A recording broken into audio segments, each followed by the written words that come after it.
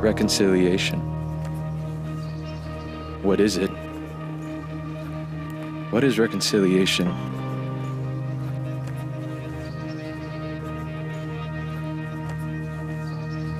Two things coming together. A relationship restored. Harmony.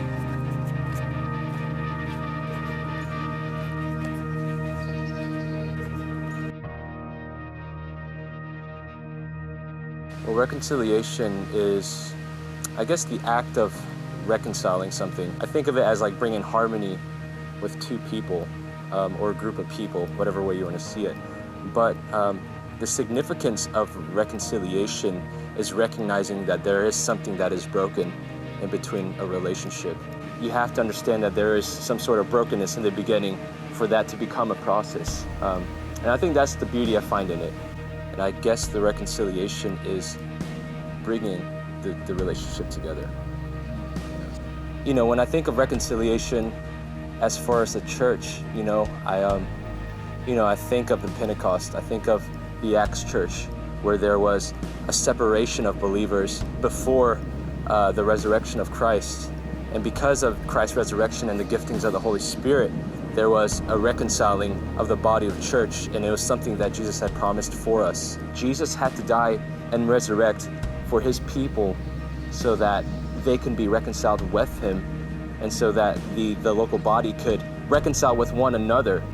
So again, in regards of bringing harmony and reconciling relationships, God is doing a work in the church today of just reconciling individual believers through his church, through the local body, and that's what I want to be able to empower. Well, when I was asked to come up with a theme for this summer harvest, I was asking the Lord, what was a burden, that I carried for the local body, and I just started really thinking about my past. I grew up and I was raised in a church in Charlotte, North Carolina, and my dad was a pastor of a local church, and I saw the struggle. I saw the struggle for 19 years until he passed away.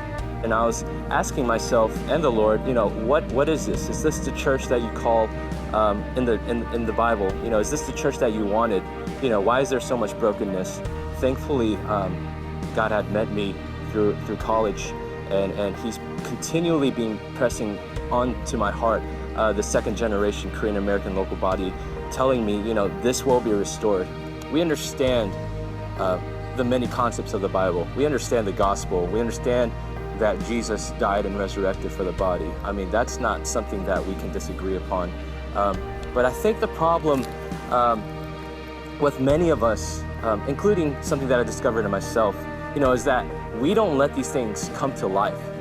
We keep these things in the Bible, we keep these things in the church, we keep these things in the seminary, but we just say, okay, that was cool, and that's amazing, and I believe in these things, but it's not in me, And if we really want to believe that Jesus came to earth, died on the cross, and resurrected, and not only did he resurrect, but he promised a helper, a guider who would be in us, which is the Holy Spirit, to do even greater things than Jesus did on earth, then we have to begin to believe, not only believe, but to really live out these things. To really believe that Jesus died for me and that I am reconciled through Christ. And when I believe, the individual believer begins to understand and live out these things, then the beauty of the local church begins to manifest. And then the marriage between Christ and the bride begins to happen. So that's what I really hope for, in this retreat,